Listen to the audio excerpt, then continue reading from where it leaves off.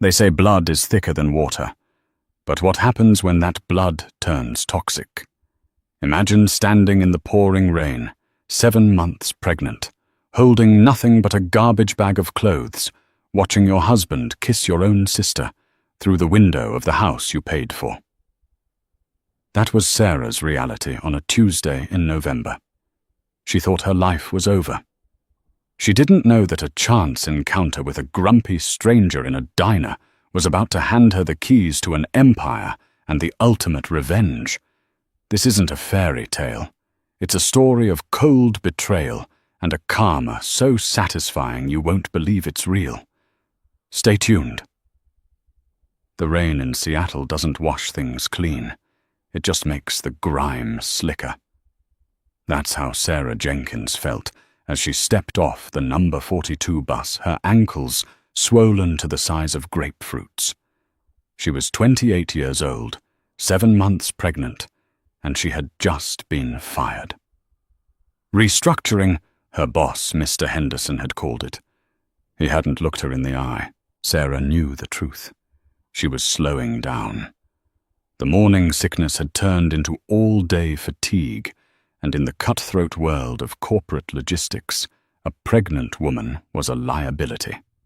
They had given her 2 weeks of severance and a cardboard box. Clutching the wet box against her baby bump, Sarah trudged toward the small 2-bedroom bungalow on Oak Street. It wasn't a palace, but it was hers, or rather it was theirs. She and Tom Bradley had bought it 3 years ago. Well, Sarah had put down the deposit, using her inheritance from her grandmother, and Tom had promised to handle the mortgage payments with his upcoming commissions. Tom was a consultant. In 3 years, Sarah had never quite figured out who he consulted for. But she loved him.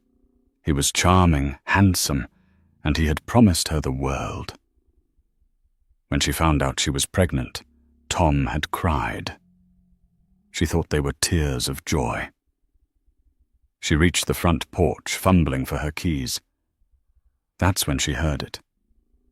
Laughter. It wasn't just any laughter. It was a high, tinkling sound that Sarah knew better than her own heartbeat. It was the sound of her younger sister, Jessica. Sarah froze. Jessica was supposed to be in Chicago finishing her master's degree.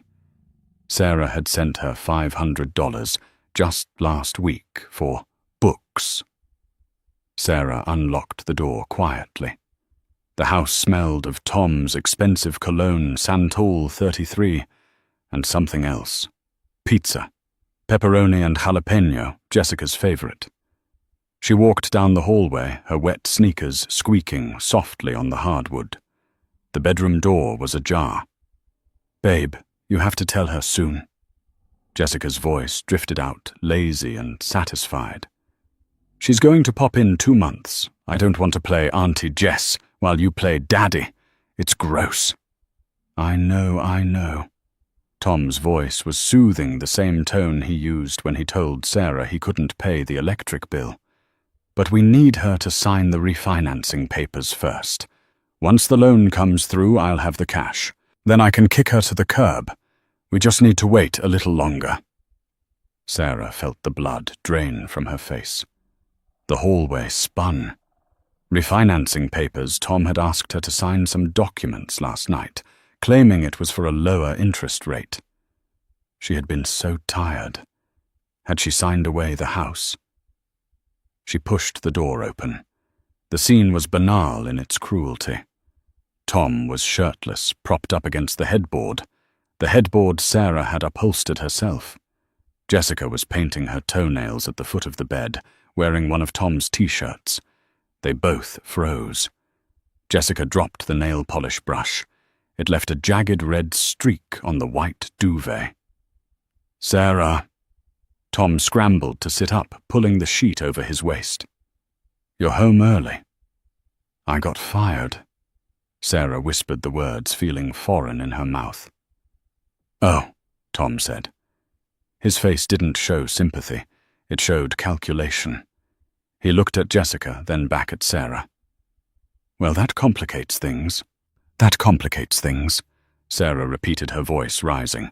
I'm carrying your child, Tom, and you're with Jessica. Jessica sighed, closing the bottle of polish. She didn't look ashamed. She looked annoyed. Honestly, Sarah, don't be dramatic. We've been seeing each other since Christmas.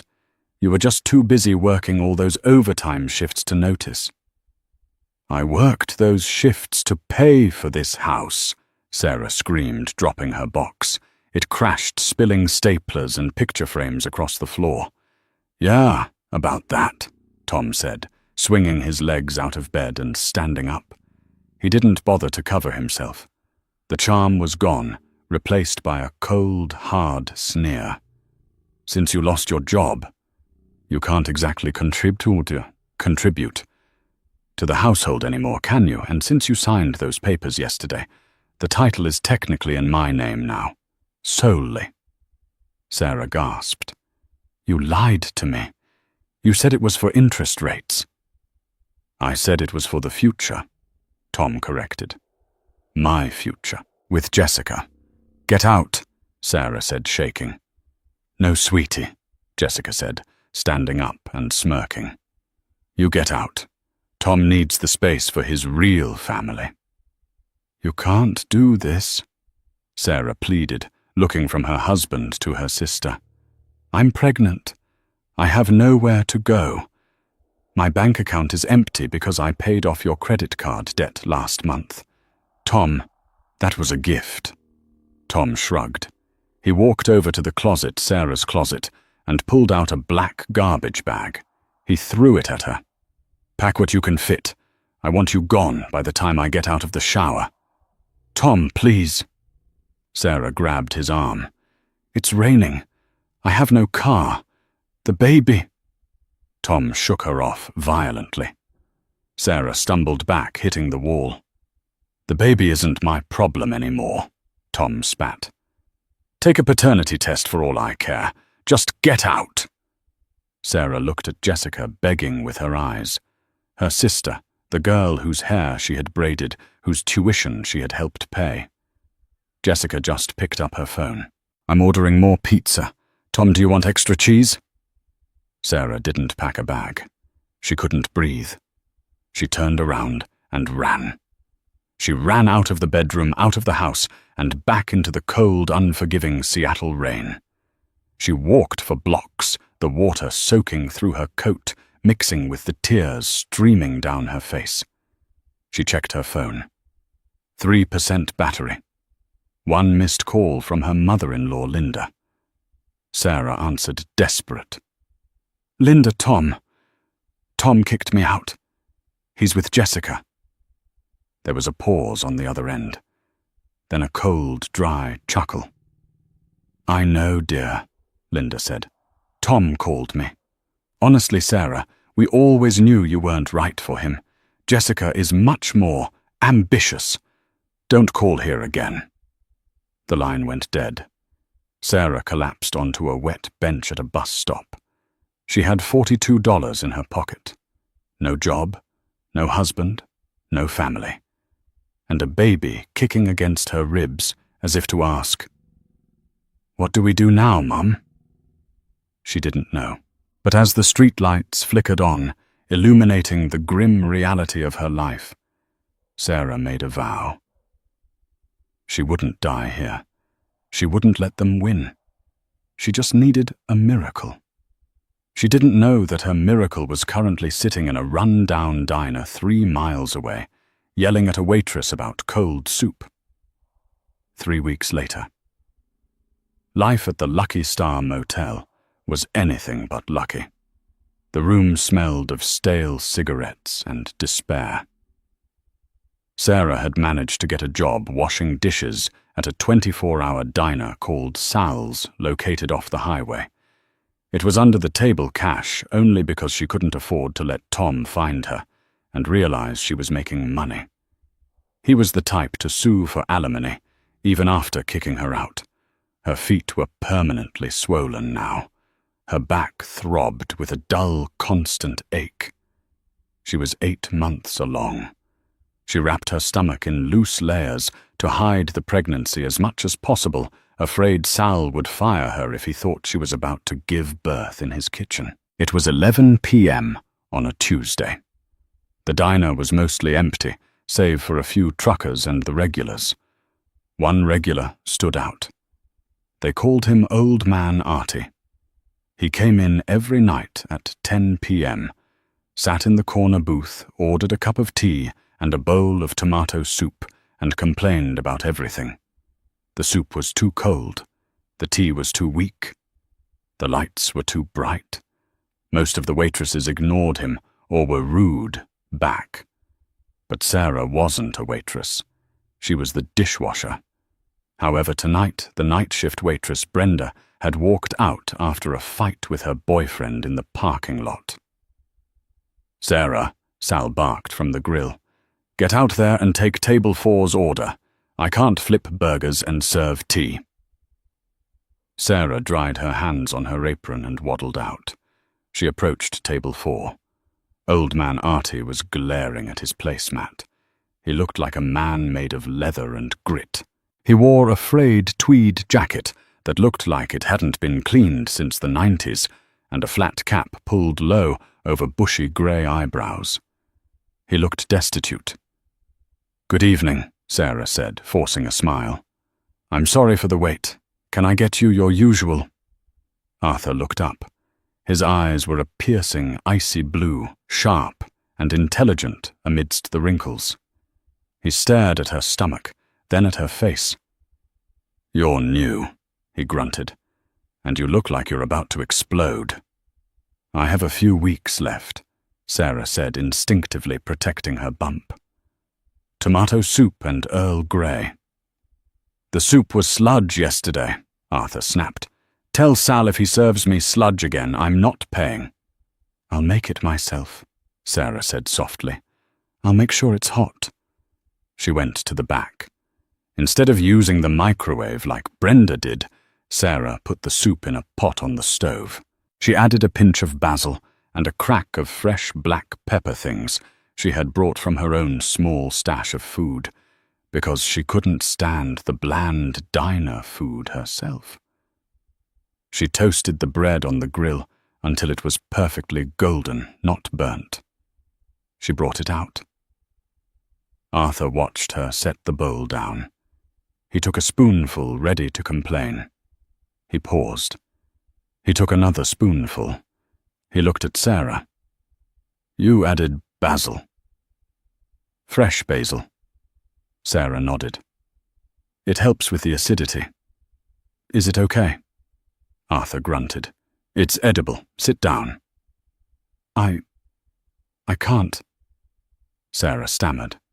"Sal will kill me." "Sal is in the back, smoking weed by the dumpster." "I can smell it from here," Arthur said. "Sit. My legs hurt just looking at you." Sarah hesitated, then sank into the booth opposite him. The relief on her feet was instant.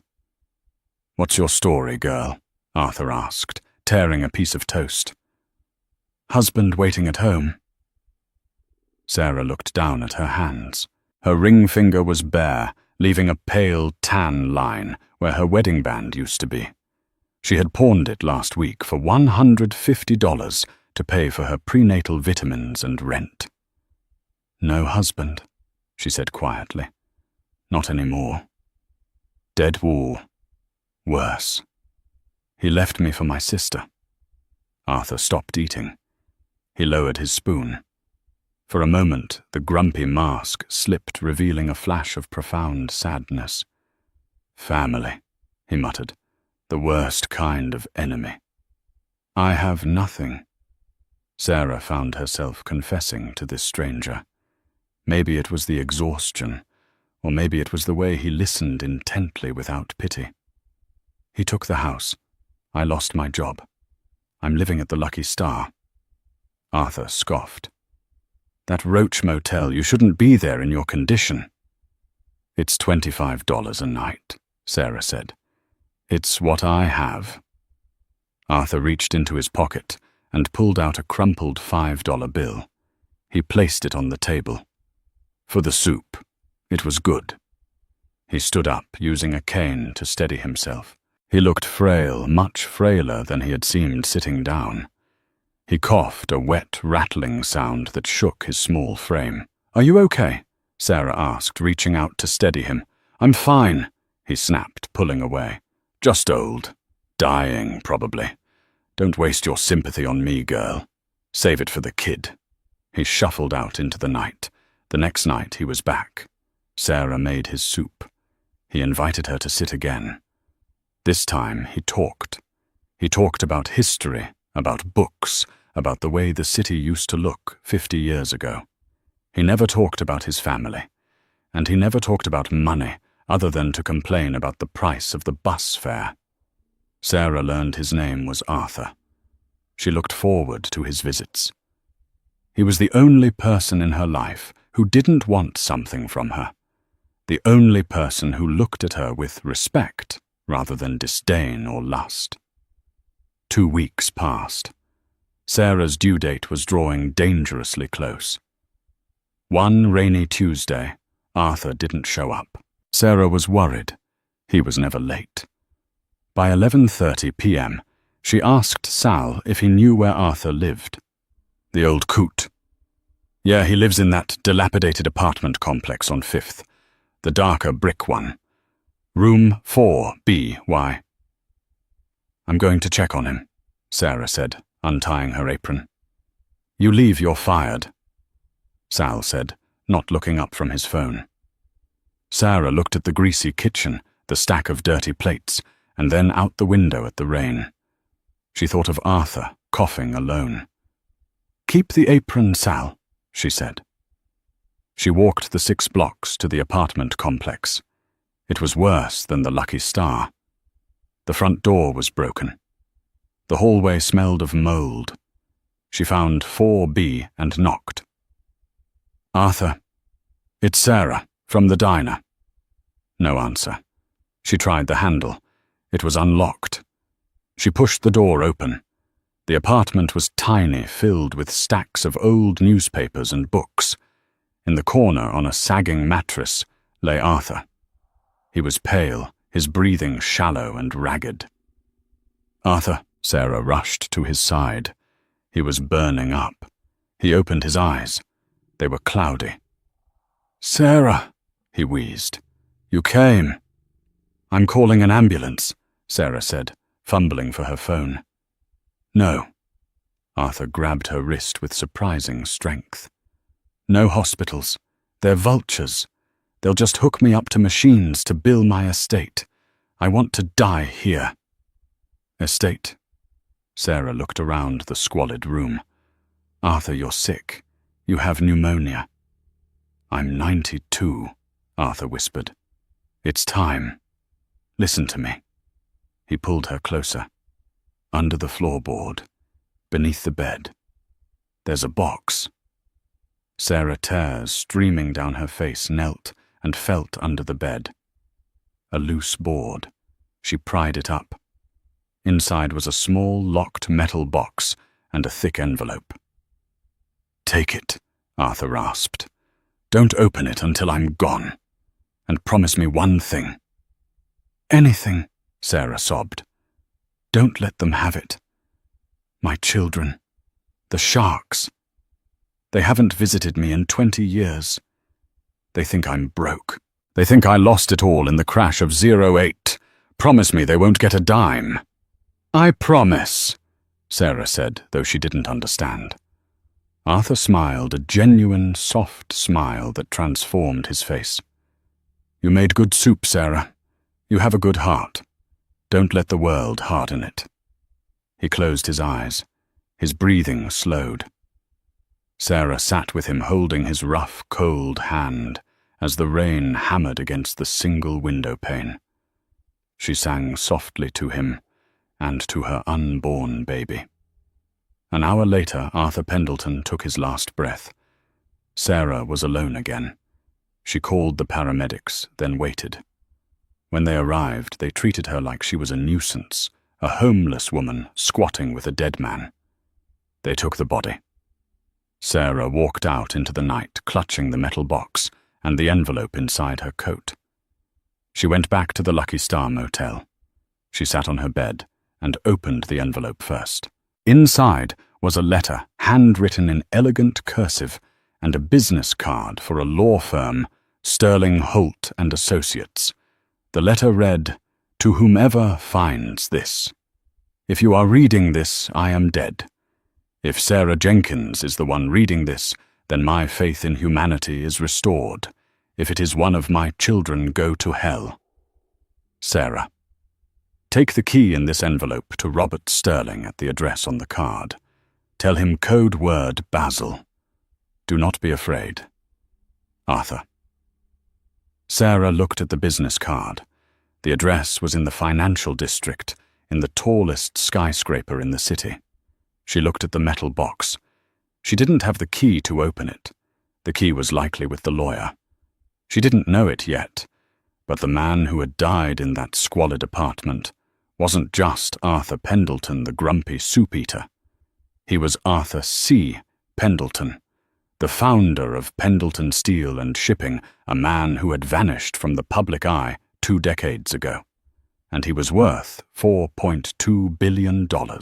The elevator ride to the 54th floor of the Sterling Tower took 45 seconds. To Sarah, it felt like a lifetime. She was wearing her only clean outfit, a pair of black maternity leggings and an oversized grey sweater she had bought at a thrift store.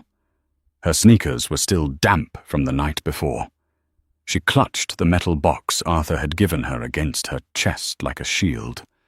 When the doors slid open, she stepped into a lobby that smelled of money. It was all glass chrome and polished marble. A receptionist with perfect hair and a headset looked up, her eyes scanning Sarah from her messy bun to her scuffed shoes. "Deliveries are in the basement," the receptionist said, her voice dripping with polite disdain. "I'm not a delivery," Sarah said, her voice shaking slightly but gaining strength as she remembered Arthur's grip on her wrist. "I'm here to see Robert Sterling." The receptionist laughed a short, sharp bark. "Mr. Sterling is the senior partner. He doesn't see walk-ins, especially not—" She gestured vaguely at Sarah's entire existence. "I have an appointment," Sarah lied. She placed the business card on the pristine white desk. "And I have a code word." The receptionist raised an eyebrow, clearly ready to call security. "A code word. Is this a joke?" "Basil," Sarah said clearly. The receptionist froze. Her hand, which had been reaching for the phone, hovered in midair. The color drained from her face. She looked at Sarah with wide, terrified eyes. "One moment," she whispered. She typed something furiously into her computer. Less than 30 seconds later, the double oak doors behind the desk burst open. A tall man in his 50s, wearing a navy pinstripe suit that probably cost more than Sarah's former house, strode out. He had silver hair and a face etched with serious lines. "Who said it?" he demanded, looking around. His eyes landed on Sarah. He stopped. He took in her appearance, the box, and the heavy swell of her stomach. He didn't look disgusted. He looked awestruck. "You must be Sarah," he said, extending a hand. "I'm Robert Sterling. Arthur told me you might come, though I admit I didn't expect you to be." "Pregnant," Sarah supplied. "I was going to say young," Sterling corrected gently. "Come with me. We have much to discuss, and unfortunately we are on a tight schedule. The vultures are already circling." Sarah followed him through the maze of offices. "Vultures? Arthur's children," Sterling said grimly. "Richard and Catherine. They've been trying to declare Arthur legally dead for 5 years to get their hands on the trust.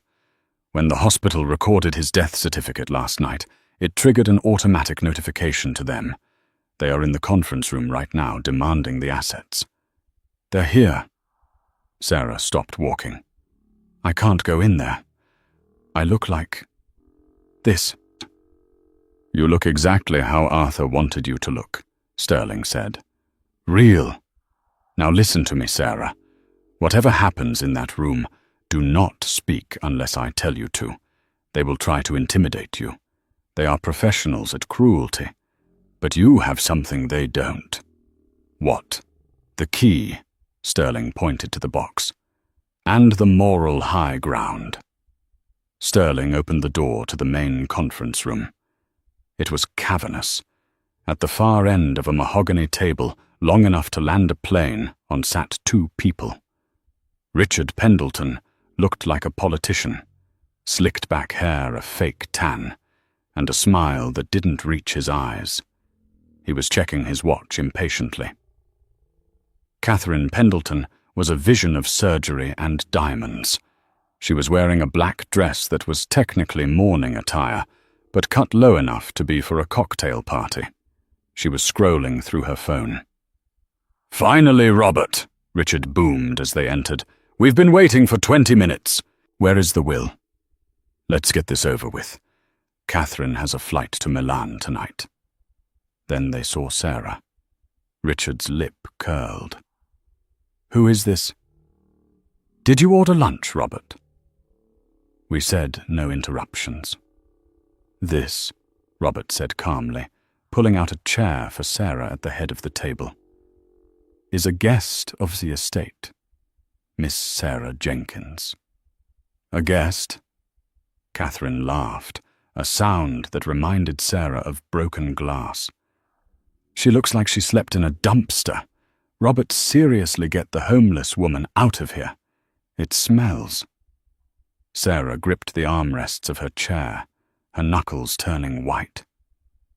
She thought of Tom. She thought of Jessica.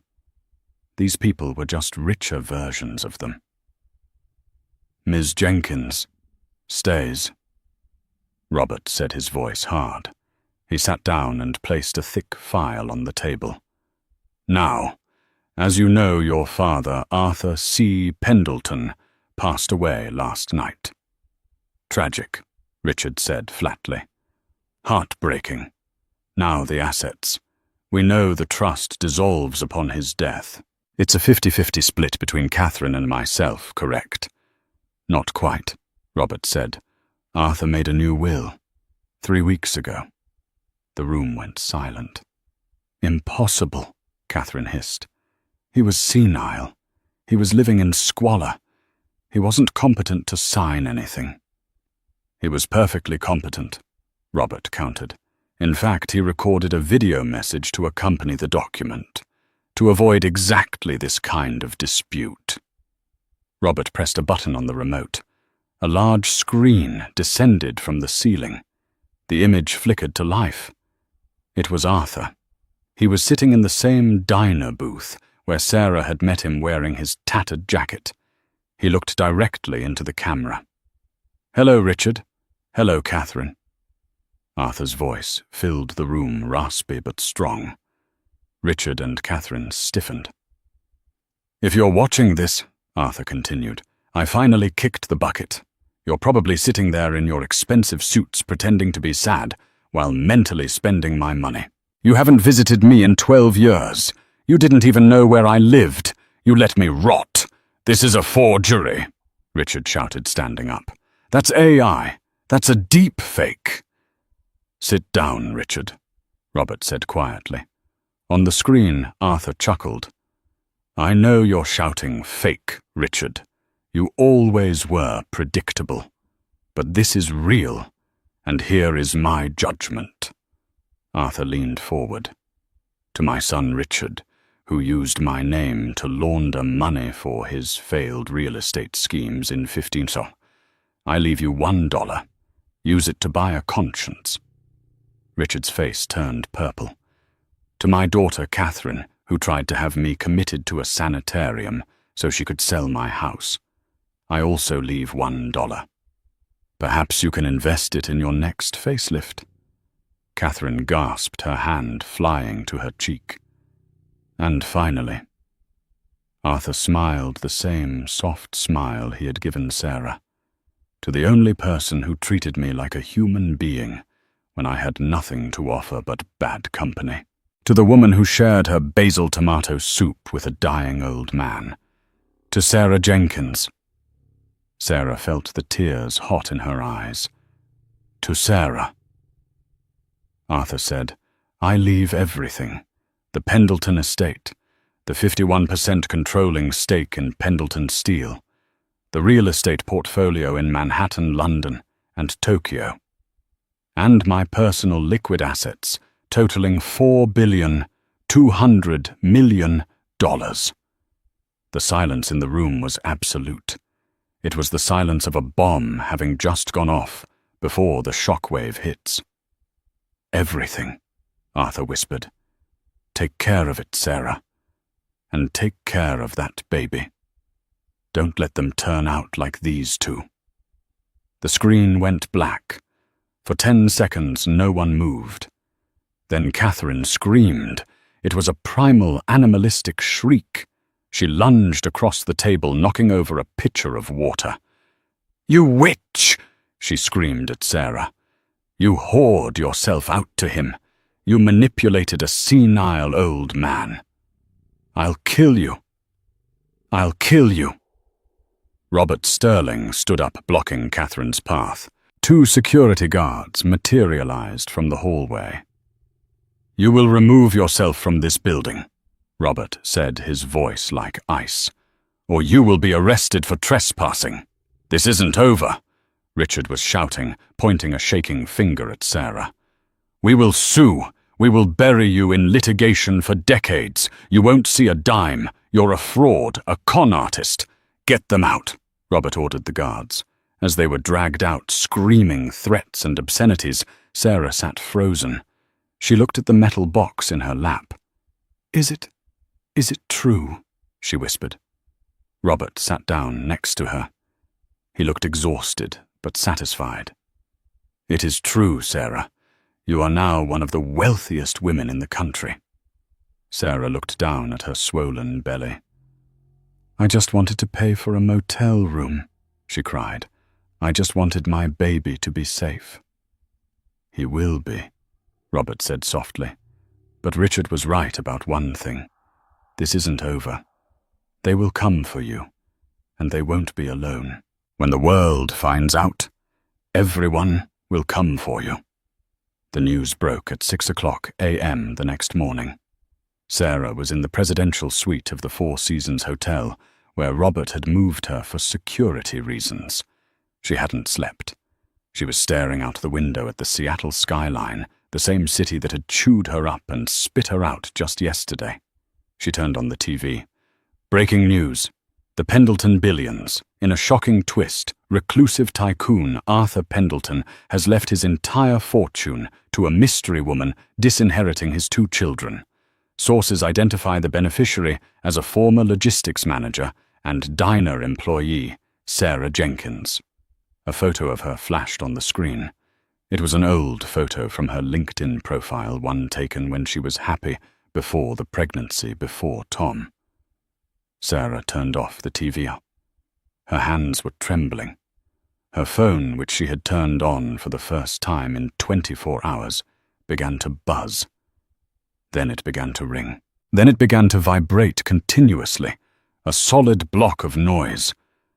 Calls from unknown numbers, texts from people she hadn't spoken to in high school, emails flooding her old account, and then a text from Tom Hart. Sarah, baby. I saw the news. Oh my God, I was so worried about you. Where are you? We need to talk. I made a huge mistake. Jessica means nothing to me. Please let me explain. I love you. Think of our family. Sarah stared at the words. A week ago, she would have given anything to hear him say he made a mistake. Now the words looked like venom. She blocked the number. 5 miles away in the bungalow on Oak Street, Tom Bradley was throwing his phone against the wall. She blocked me, he screamed, pacing the small living room. Jessica was sitting on the couch, her face pale. She was holding an eviction notice. The bank, Tom's bank, had rejected the refinancing application because his credit score had tanked after he missed 3 payments on his Audi. "She has $4 billion. Jessica whispered, her eyes wide with a mix of greed and terror. $4 billion. Tom, that's half yours. You're still married. Washington is a community property state. Not for inheritances," Tom snapped, running his hands through his hair. "Inheritance is separate property. Unless what? Unless she co-mingles it," Tom said, his eyes narrowing. "Or unless she dies." "Don't talk like that," Jessica said, though she didn't sound horrified. "What are we going to do?" "We're going to get her back," Tom said. "She's weak. She loves me. She's hormonal and pregnant and scared. She needs me. I just need to get in front of her." But getting in front of Sarah was no longer easy. By noon, the paparazzi had found the hotel. A swarm of photographers was camped outside the entrance. Inside the suite, Robert Sterling was introducing Sarah to a team of people.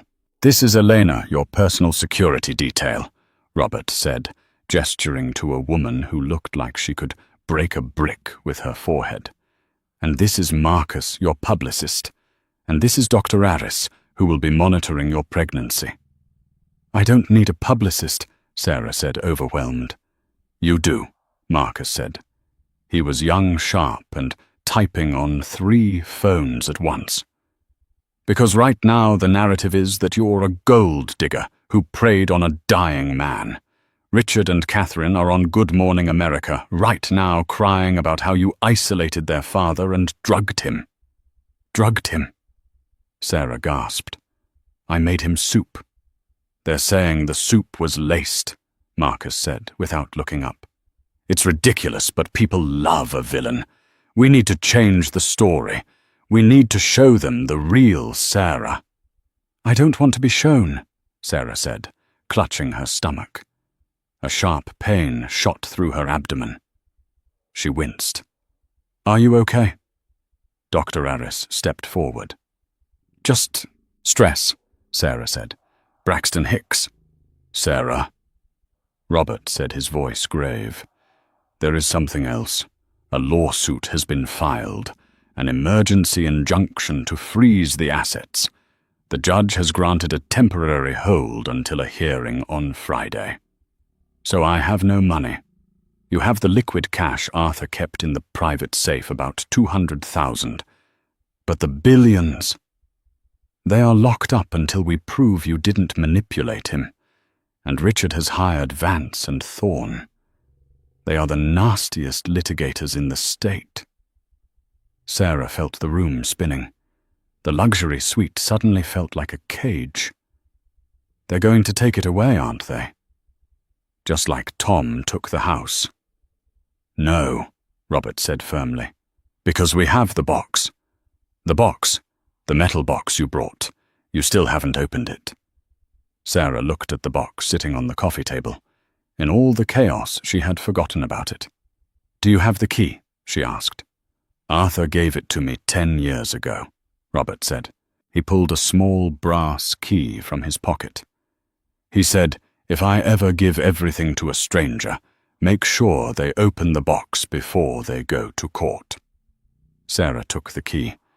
Her hands shook as she inserted it into the lock. Click. She lifted the lid. Inside there was no money. There were no diamonds. There was a stack of leather-bound journals and a USB drive. Sarah picked up the first journal. It was dated 1998. She opened it. September the 12th. Richard asked for another $1 million today. Said it was for a startup. Found out he's paying off a gambling debt to the cartel. I recorded our conversation. She picked up another. 2005. Catherine forged my signature on the deed to the Hamptons house. I have the original documents. I'm letting her think she got away with it. Evidence in the safe. Sarah looked up at Robert. "It's not just a diary." Robert realized a slow smile spreading across his face. "It's leverage. He recorded everything, Sarah whispered, flipping through the pages. Every bribe, every lie, every time they stole from him. Arthur was a genius, Robert said. He knew they would challenge the will. He gave you the ammunition to destroy them. We can release this, Sarah asked. If we release this, Robert said, Richard goes to prison for fraud, and Catherine loses her social standing permanently. They will drop the lawsuit in 5 minutes. Do it, Sarah said, her voice hardening. Do it now. But before Robert could make the call, the hotel room phone rang. Do not answer that, Elena the bodyguard said. It's the front desk, Robert said, picking it up. Yes. He listened, his face paling. When, how? He slammed the phone down. We have a problem. Tom is downstairs, and he's not alone. Who is he with? Sarah asked, feeling the bile rise in her throat. The police, Robert said.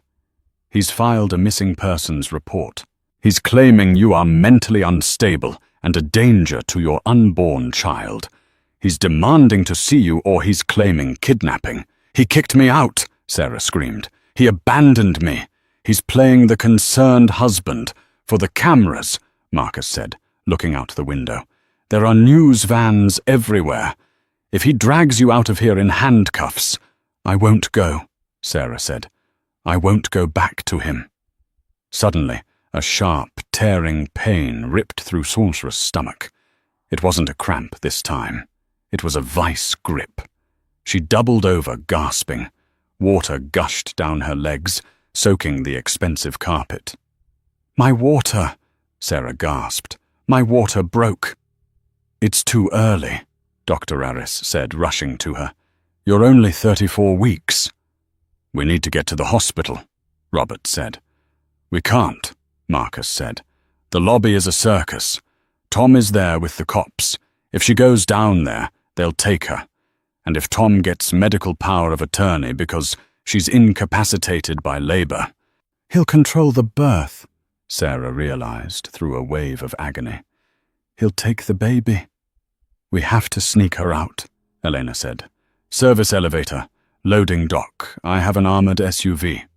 Go, Robert ordered. I'll stall the police. Sarah was hoisted up by Eleanor and the doctor. The pain was blinding now. They rushed her through the service corridors, past startled maids and room service carts. They reached the freight elevator. They descended to the basement. The doors opened to the loading dock. Clear, Elena said, guiding Sarah toward a black SUV. But as they stepped out, a figure stepped from behind a concrete pillar. It was Tom. He was holding a bouquet of flowers, but his eyes were manic. Found you. He smiled. You thought you could leave me, Sarah. We're a family, and we're going to share this money. Together. He stepped forward, blocking their path. Behind him, 2 uniformed officers appeared, looking confused but authoritative. Officers, Tom shouted. There she is. That man is kidnapping my wife. Sarah leaned against the cold concrete wall, clutching her belly as the contractions tore her apart. She looked at Tom, the man she had loved, the man who was now standing between her and her freedom. She looked at Elena. Get me in that car, Sarah hissed through her teeth. Run him over if you have to. The loading dock of the Four Seasons smelled of diesel fumes and impending violence. The fluorescent lights hummed overhead, casting long, jittery shadows against the concrete walls. Tom stood in front of the armored SUV, arms spread wide, playing the role of the desperate, loving husband to perfection. The 2 police officers behind him looked uncertain, their hands resting on their belts, eyes darting between the pregnant woman leaning against the wall and the man in the suit shouting orders. She's having a breakdown, Tom yelled, pointing a shaking finger at Robert Sterling. That man is her lawyer, and he's brainwashing her, She's in labor, for God's sake. She needs her husband." Sarah groaned a low, guttural sound that seemed to tear through her throat. Another contraction seized her harder than the last. Her knees buckled. "Catch her!"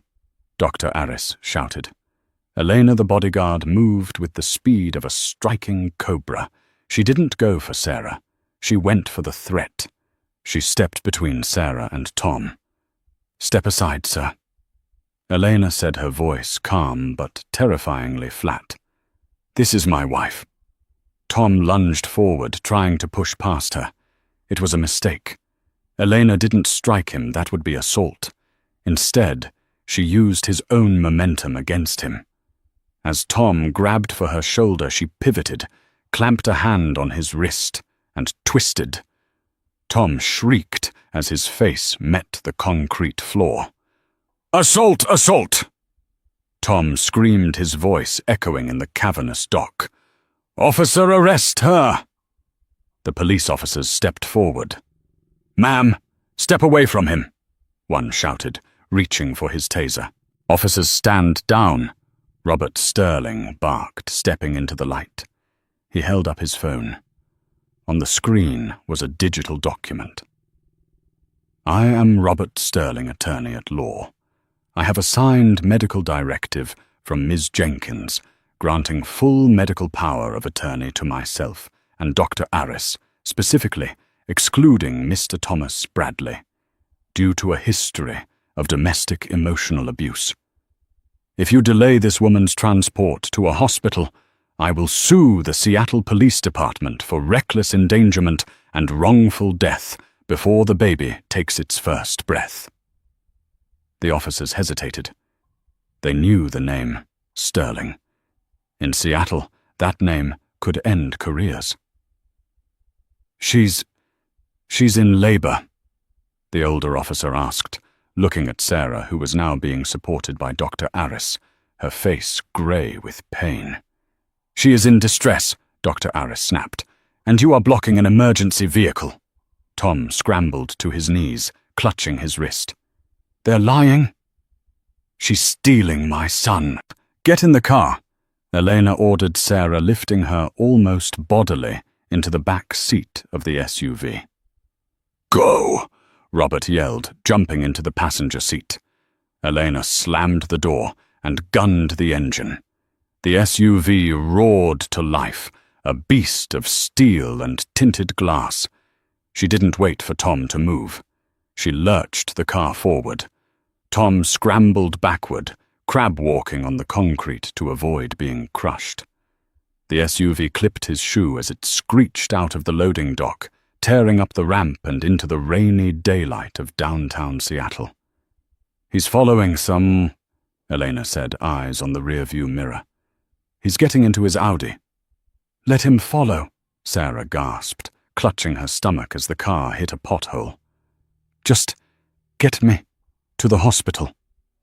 "Swedish Medical Center is 10 minutes away," Dr. Arris said, checking Sarah's pulse. "Your blood pressure is sky high, Sarah. You need to breathe. In through the nose, out through the mouth." "I can't," Sarah sobbed. "I'm scared." "What if he takes the baby? What if the judge gives him custody?" "He won't," Robert said, turning around in his seat. "Focus on the baby. I will handle the war." The drive was a blur of rain-streaked windows and sirens. They arrived at the emergency bay of Swedish Medical Center, just as Sarah felt a terrifying pressure. "I need to push," she screamed. "Not yet," Dr. Arris commanded, as nurses swarmed the car with a gurney. "We need to get you to the OR. The baby is breech. We might need a C-section." They wheeled her through the double doors, the lights passing overhead like strobe lights. Wham! Wham! Wham! Sarah felt a hand on her arm. It was Robert. "I can't go past here," he said, his eyes kind. "But Elena is staying at the door. No one gets in. Not Tom. Not the police. Not the Pope. Promise me." Sarah gripped his hand, her nails digging into his skin. "Promise me, He won't touch my son." "I promise on my life," Robert said. Sarah was wheeled into the operating room. The anesthesia mask was placed over her face. The last thing she heard was the beep of the heart monitor and the distant muffled sound of a man screaming in the waiting room. Sarah woke up to silence. For a moment, she panicked. Silence was bad. Silence meant empty. Then she heard it, a soft, wet, snuffly sound. She opened her heavy eyes. She was in a private recovery room. The window looked out over the city, now bathed in the orange glow of sunset. Sitting in the chair next to her bed was a nurse holding a small bundle wrapped in a blue-striped blanket. "You're awake," the nurse smiled. "He's been waiting for you." "He," Sarah whispered, her throat dry. "A boy. 7 pounds, 4 ounces. Strong lungs." The nurse stood up and gently placed the bundle in Sarah's arms. Sarah looked down. The baby had a tuft of dark hair and a scrunched-up, grumpy face that looked suspiciously like Arthur Pendleton's.